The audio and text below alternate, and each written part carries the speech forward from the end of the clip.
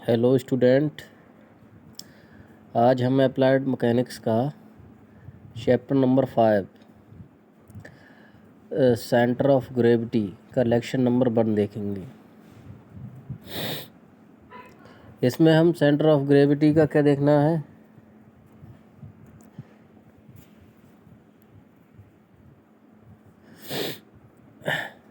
इसमें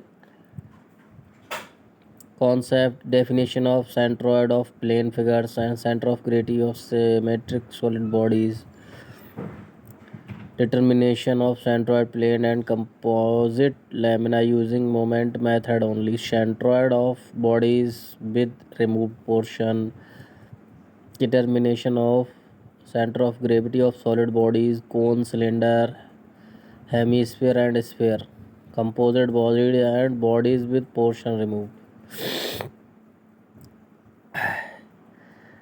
अब पढ़ते हैं इसके बारे में। हम जानते हैं कि प्रत्येक पिंड यह वस्तु छोटे छोटे कणों से मिलकर बना होता है तथा प्रत्येक कण का अपना कुछ भार होता है। भार किसी वस्तु अथवा पिंड और पृथ्वी के बीच लगने वाला आकर्षण बल है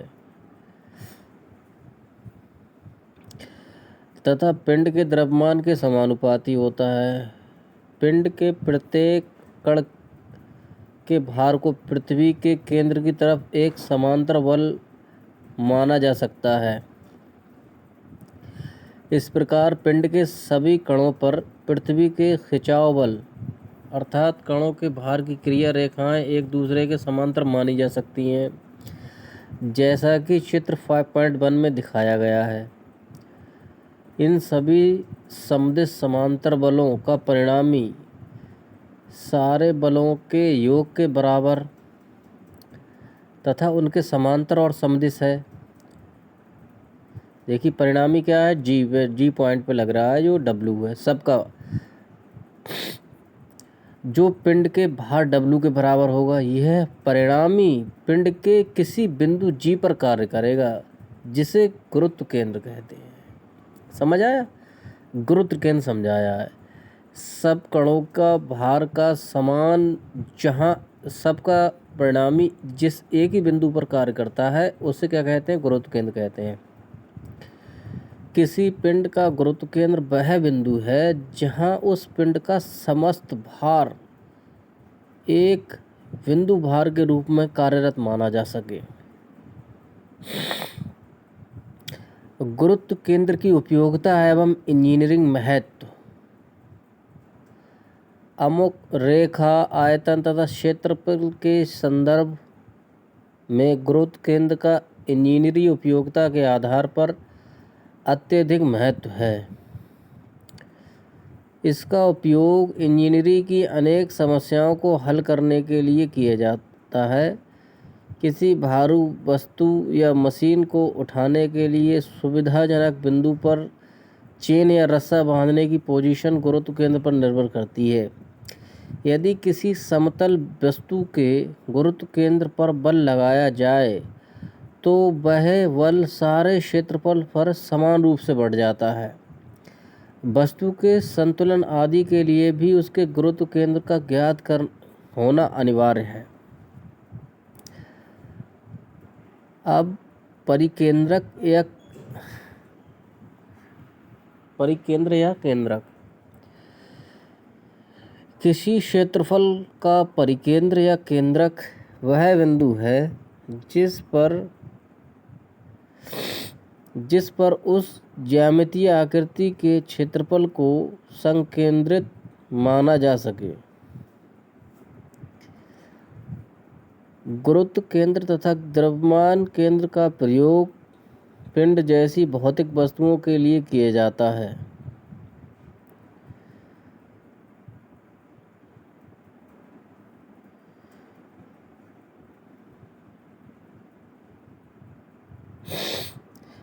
परंतु परिकेंद्र या केंद्रक का प्रयोग ज्यामितीय आकृतियों के लिए करते हैं, जैसे त्रिभुज, चतुर्भुज, वृत्ताकार आकृति। चित्र 5.2 में लकड़ी तथा इस्पात के दो गोलार्ध को मिलाकर एक गोला बनाया गया है।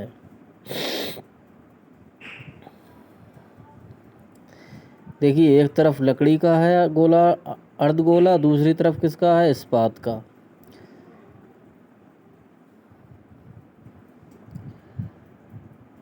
गोले का दायां आधा भाग लकड़ी का होने के कारण इस्पात के बाएं आधे भाग से हल्का है। अतः गोले का गुरुत्व केंद्र G उसके केंद्रक C से बाईं ओर हटकर AB रेखा पर होगा, परंतु गोले के आयतन का केंद्रक या परिकेंद्र C से बाईं ओर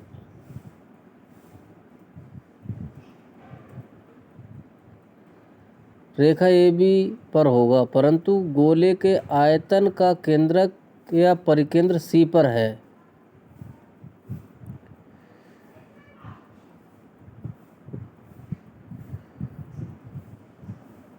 यदि गोला एक ही पदार्थ का होता तो उसका गुरुत्व केंद्र भी C पर होता।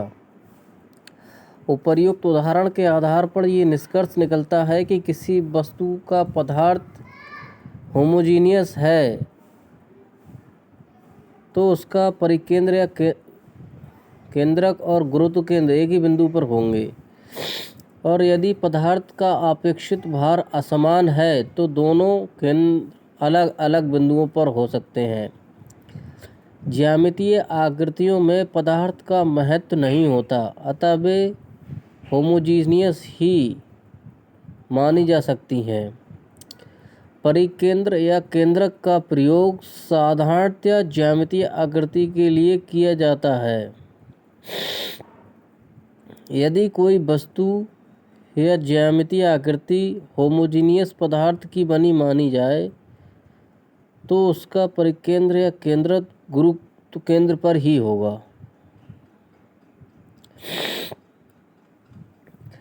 किसी पटल का गुरुत्व केंद्र या केंद्रक ज्ञात करना। चित्र 5.3 में एक निश्चित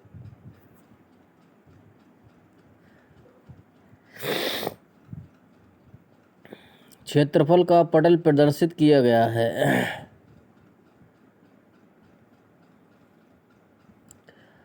माना ये पटल या समतल असंख्य कणों से मिलकर बना है, जिसके क्रममान क्रमशः M1, M2, M3 आदि हैं।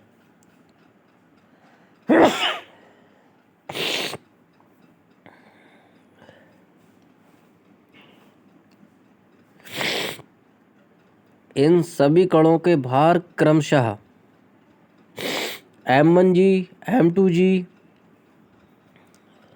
M3G आदि होंगे,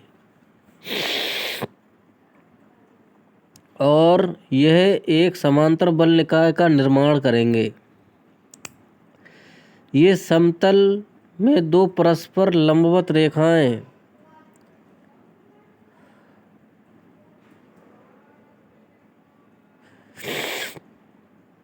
इस समतल में दो परस्पर लंबवत रेखाएं OX तथा OY मानते हैं। अक्षों OX तथा OY के विभिन्न कणों से कोऑर्डिनेट क्रमशः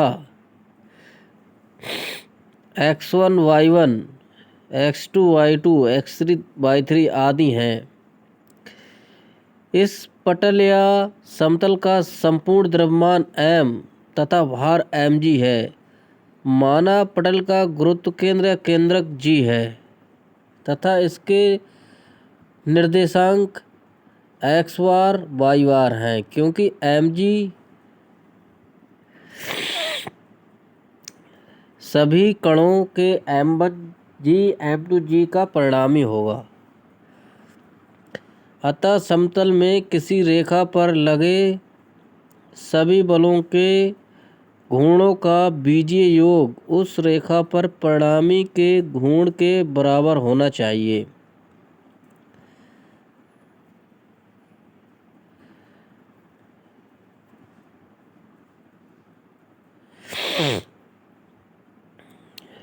टॉर्क क्या होगा, F इंटू एक्स, घूर्णी बल क्या कहलाएगा, टॉर्क। अतः ओ बाई का घूर्ण लेने पर तो क्या होगा, इसका घूर्ण क्या होगा, फोर्स कितना लग रहा है m1g, जो कि उसके वेट के बराबर होगा, और डिस्टेंस कितनी होगी x1। ठीक है, ओ बाई रेखा से, देखिए ओ बाई रेखा से लेने पर। ऐसी प्रकार m2g x2 plus m3g x3 सबका बराबर कितना होगा, mg x बार। तो x बार क्या आ जाएगा, m1 x1 plus m2 x2, g से g कॉमन लेने पर कट जाएगा, plus m3 x3 upon m। तो इस प्रकार क्या आ जाएगा, x बार बराबर summation F M X upon capital M। ठीक है, इसी प्रकार ओ एक्स का घूर्ण लेने पर तो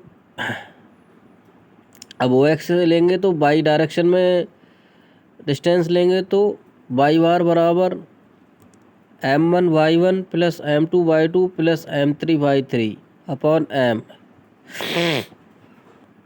वाई बार बराबर summation m y upon m।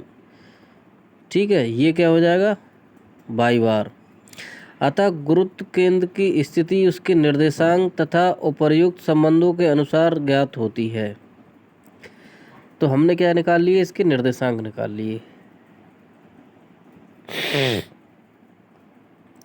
Uniform lamina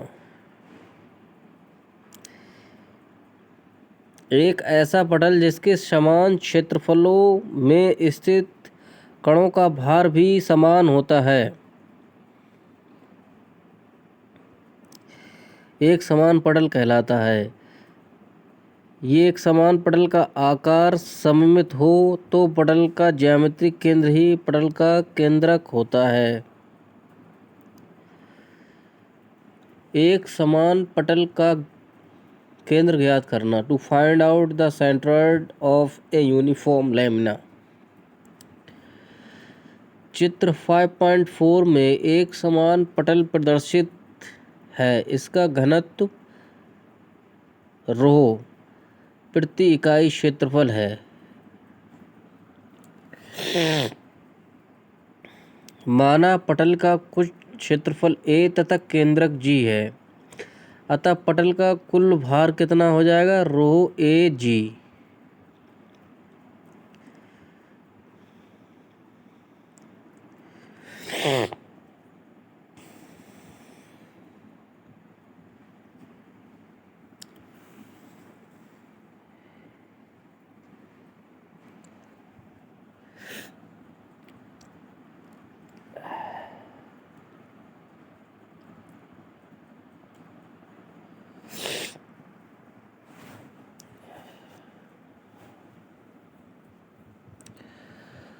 और जी पर कार्य करेगा।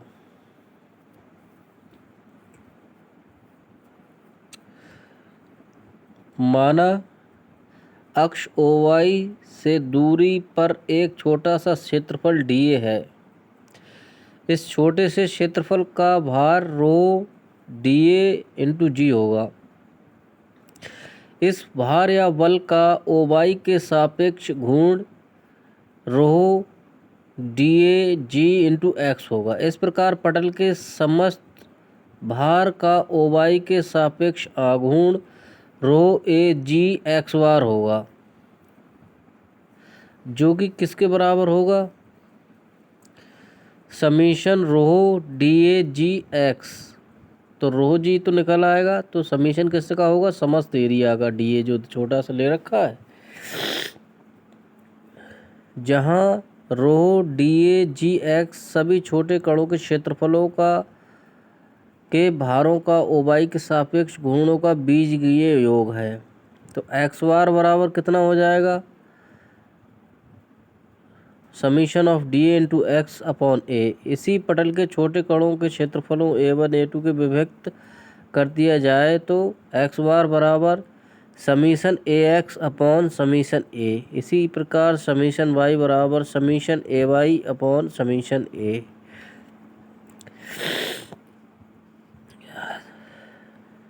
जहाँ x1 x2 एवं OY के क्षेत्रफलों a1 a2 आदि की दूरियां हैं तथा y1 y2 y3 अक्ष O x से क्षेत्रफलों a1 a2 आदि की दूरियां हैं।